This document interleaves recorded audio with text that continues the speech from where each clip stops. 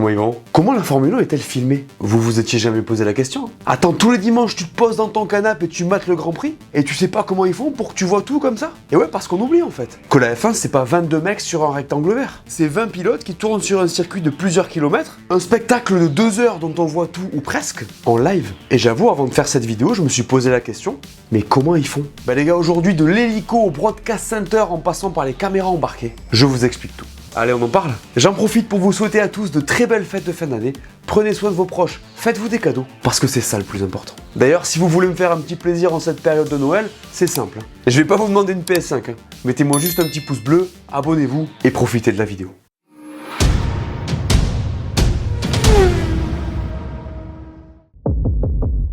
D'abord, les caméras fixes, la base. Bon, celles-là, elles sont là depuis longtemps. Depuis qu'on diffuse les Grands Prix à la télé. Donc sans elles, on voit rien du tout. Elles sont essentielles pour suivre l'action en piste, les voitures qui tournent. En fonction du déroulement des sessions, elles permettent de voir qui est où sur le circuit. Et c'est ça le plus important. Après les gars, c'est pas parce qu'elles sont moins impressionnantes que la cam de l'hélico ou la cable cam que c'est pas des monstres. On parle de cam Grass Valley équipée d'une lens Canon Broadcast qui leur permet la diffusion en direct. Attends, les trucs ont un zoom hallucinant. On peut zoomer x90. Le délire. Après ça va, elles coûtent juste 250 000 $ chacune. C'est rien de moins qu'un appartement. Tranquille. Ces caméras, elles sont posées sur un trépied Vinten qui stabilise l'image et permet aux opérateurs de les bouger très vite pour suivre les voitures. Vous imaginez bien que si vous suivez une F1 qui passe à 300 devant vous, votre caméra, elle a intérêt à être bien accrochée. Des caméras de ce type en moyenne sur un circuit, il y en a 25. Ce nombre variant en fonction du tracé. Par exemple, à Spa, il y en aura forcément un peu plus.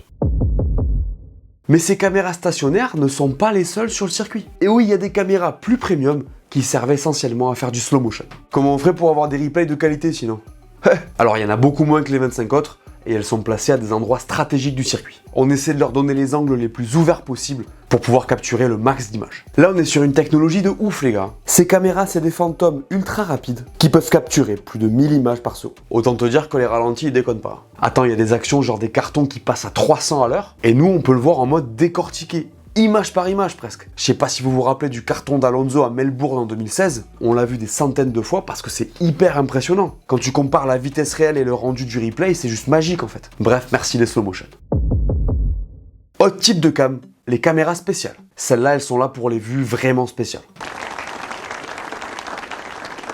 En gros, elles existent pour donner la possibilité à la réalisation de varier les points de vue et donner la meilleure expérience au spectateur. D'abord, on a ces caméras là qui sont dans le sol. Elles sont là pour montrer la vitesse à laquelle une voiture passe dans un virage. La plus connue, c'est celle dans le Raidillon à Spa là, où tu vois les voitures passer et monter la colline. Autant se le dire, c'est impressionnant. Ensuite, il y a les caméras mobiles dans la pit lane. Celles-là, il y en a 5 et elles sont là pour mettre en avant les mouvements qui ont lieu dans les stands pendant une session. C'est celles-là qui montrent par exemple les équipes qui se préparent pour les pit stops. Elles filment les réactions des teams principales, etc. Dans la même veine, on a les caméras qui filment les pit stops. Donc quand un pilote va s'arrêter, il entre dans la pit lane. En général, la cable cam le suit. Puis dès qu'il s'immobilise, c'est la cam du pit stop qui prend le relais et on voit l'arrêt. Il y a aussi plusieurs caméras dispersées dans la foule qui permettent de voir les réactions des spectateurs. Donc par exemple dans le dernier tour du vainqueur, quand les gens sortent les parapluies, etc. Et enfin il y a celle que vous connaissez sans la connaître. C'est celle qui est au sommet d'une grue au premier virage du circuit. Elle permet de voir le départ et les actions de dépassement à cet endroit. Ça fait beaucoup de caméras tout ça les gars. Et oui, sur un Grand Prix de Formule 1, il y a jusqu'à 150 caméras pour vous en mettre plein les yeux.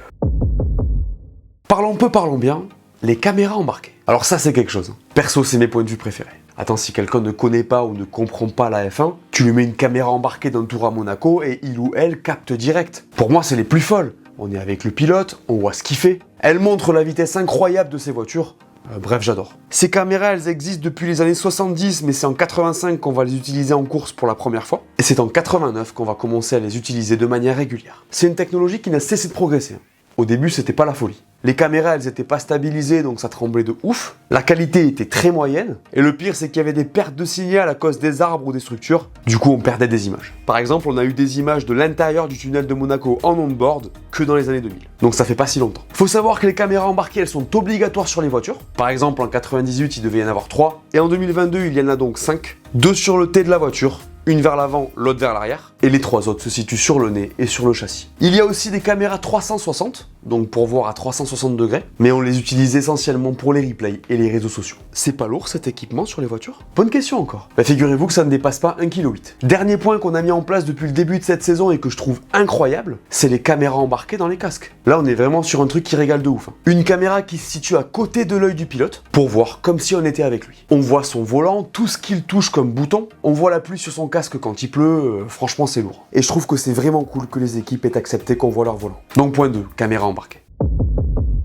Celle-là, il y a moyen que vous l'ayez pas capté, la cable cam. Pourtant, c'est une cam avec laquelle vous êtes forcément familier. On la voit dans tous les stades en fait. Au foot, au tennis, au JO, partout. Et bien en Formule 1, elle est là aussi. En général, elle est placée le long de la pit lane et elle se déplace dans la ligne droite, donc majoritairement pour suivre les voitures qui rentrent au stand. C'est notamment grâce à elle que vous avez pu voir certaines performances de Ferrari cette saison. Cette caméra, elle peut se déplacer à plus de 130 km/h pour suivre les voitures et vous offrir les meilleures vues. Cette caméra, elle est cool aussi parce qu'elle permet de donner un aperçu dynamique au moment du départ. En gros, ça nous donne un point de vue qu'on n'est pas vraiment habitué à voir. Un truc entre les caméras qui ne bougent pas du circuit et l'hélico quoi. Voilà pour les caméras qui filment en mouvement. Dernier élément assez incroyable qui nous permet de voir les courses, l'hélicoptère. Impossible de ne pas le voir tant il est visible sur les Grands Prix. Alors cet hélico, on l'utilise sur les Grands Prix depuis le début des années 90. Sauf qu'à l'époque c'était pas la même utilisation puisqu'il était stationnaire et ne donnait que des images globales du circuit avec très peu de détails. En gros ils utilisaient une caméra normale embarquée là-haut. On était donc vraiment loin de ce qu'on a aujourd'hui. Parce qu'en 2022 c'est un truc de ouf ce à quoi on a accès grâce à l'hélico. Des shots longs et complexes pour donner du contexte à la course et des vues plus globales que les caméras qui ne suivent que les voitures. En fait le rôle de l'hélico c'est d'abord de montrer les endroits où on est dans une vue globale. Par exemple, quand le programme commence au Grand Prix du Canada, vous allez avoir une vue de Montréal depuis l'hélico. Ensuite, c'est de proposer des shots dynamiques et immersifs pour qu'on puisse avoir des vues variées et globales du spectacle. Maintenant, la caméra qui est sur l'hélico. Je sais pas si vous êtes prêts pour ce monstre. Hein. Une caméra avec un zoom de ouf montée sur un stabilisateur de l'espace. Et oui, parce que l'hélico il bouge tout le temps, donc sans stabilisateur, t'es de retour en 1990 en fait. Qui contrôle la caméra du coup? Très bonne question ça. La caméra, elle est connectée à un panneau de contrôle qui est géré par le gars qui est assis côté passager en fait. C'est-à-dire que t'as le pilote de l'hélico assis à droite et à gauche t'as le mec qui pilote la caméra. Les deux hommes communiquent en permanence pour savoir où filmer et quoi, et ils sont actifs pendant toutes les séances. Moi perso, l'hélico ça m'a toujours impressionné. Attends, t'es au-dessus d'un circuit à faible altitude, t'as absolument pas le droit à l'erreur. En plus, faut être solide, hein, faut pas être malade. Le gars qui pilote la caméra, il a intérêt à avoir l'estomac hyper bien accroché. Bref, c'est impressionnant. Ensuite, il y a les drones. Bon, ça c'est beaucoup plus rare. Ça a été tenté une ou deux fois cette année, et je sais pas vous, mais moi j'ai pas trop kiffé. J'ai trouvé que c'était brouillon, qu'on voyait pas bien, bref, c'était pas top. En plus, on a peur qu'ils tombent sur la piste, donc ils sont jamais au-dessus des voitures. Ils sont pas assez rapides pour suivre les F1. L'expérience n'a pas encore porté ses fruits. Voilà pour les vues du ciel. Qu'en est-il du son ? Parce qu'on va pas se raconter d'histoire. De manière générale, sans son, on fait pas grand chose. Hein. La F1, c'est surtout de la vitesse, et la vitesse, elle est aussi et même surtout associée au son. Si vous avez déjà vu un Grand Prix en vrai, je pense que vous voyez ce que je veux dire. Le son, il te décoiffe. Il te permet de ressentir les vibrations dans l'air. De capter que ces machines-là, c'est des vrais monstres. C'est pas pour rien que depuis le début de l'ère hybride en 2014, on a des soucis avec ça. Alors les nouveaux, vous le savez pas, mais il faut savoir qu'avant les V6 turbo, on ne pouvait pas aller sur un circuit sans bouchon. Quand on a changé les moteurs il y a 8 ans, le bruit des voitures a fait scandale, parce que c'était tout simplement moins impressionnant, sur place mais aussi à la télé. Dans l'histoire, on a perdu une dizaine de décibels. C'est pas négligeable. Du coup, on fait comment pour le son? Eh ben c'est simple, on a mis des micros partout. Sur le circuit, il y en a environ 150, et il y en a aussi sur les voitures. Des trucs minuscules qui résistent à tout. L'eau, une chaleur de plus de 100 degrés, bref, des trucs de ouf. Tout ça pour nous donner la meilleure expérience possible. C'est bien beau d'avoir toutes ces caméras qui prennent les images et tous ces micros qui prennent le son. Mais on fait quoi avec tout ça? Eh ben faut le mettre ensemble pour faire un live show. Et croyez-moi, c'est pas le truc le plus facile. Pourquoi? 4 lettres. L-I-V-E. Live. En fait, tu te retrouves avec des images qui viennent de 150 caméras différentes sur le circuit, d'un hélico, d'une cable cam, t'as 150 micros qui t'envoient du son, et tu dois coordonner tout ça en direct. Pour faire ça en Formule 1, t'as un chef d'orchestre, qu'on appelle le TV Production Team Leader. En gros, c'est le réalisateur. Et c'est pas une mince affaire, parce que dans une course, il y a un fil rouge, mais il y a aussi des événements qui surviennent, et en gros, tu dois choisir ce que tu veux raconter. Par exemple, tu peux avoir une bataille entre Max et Charles, et de l'autre côté, un abandon de Lewis sur le casse-moteur. Qu'est-ce que tu montres? Combien de temps? C'est le chef qui décide. En fait, il y a 3 équipes qui ont des rôles bien spécifiques. D'un côté, t'as les replays, qui donc choisissent les moments à repasser et les montent. Le track mix, qui passe en gros le feed de la course en continu. Et enfin, il y a ce qu'on appelle le main feed, donc le flux principal, qui est en fait l'agrégation des deux. C'est un bordel. Parce que l'objectif ici, c'est de montrer aux téléspectateurs les images les plus pertinentes. Et c'est un vrai challenge parce que les mecs font des vrais choix. Il y a des choses que tu vas voir et d'autres pas ou moins, des trucs que tu verras sur les on-board plus tard, ou sur les réseaux sociaux. C'est là que tu comprends le pouvoir de la réalisation de TV. En fait, ils peuvent aussi orienter l'histoire de la course. Et ils le savent, croyez-moi. Dans tous les cas, c'est un vrai accomplissement ce qu'ils font. Parce qu'avec tous ces éléments à prendre en compte, quand tu vois le résultat, franchement, c'est hallucinant. Écoutez comment ça se passe à la réalisation quand Vettel se plante en Allemagne en 2018. 18, stand by 18, take 18 early. Stand by track mix. Next shot, Dave. Stand by 19 early. Oh, it's an off. Take track 22. With you, tracks. With you, Bell. Stay on this. Stay on this. 22 with crowd. 22 with One. crowd. Take one. Track angle, please. Okay, RF2. Take RF2. 18 as Stand by well. track mix back to the crowd. That's in the crowd. Hyper intéressant. Hein.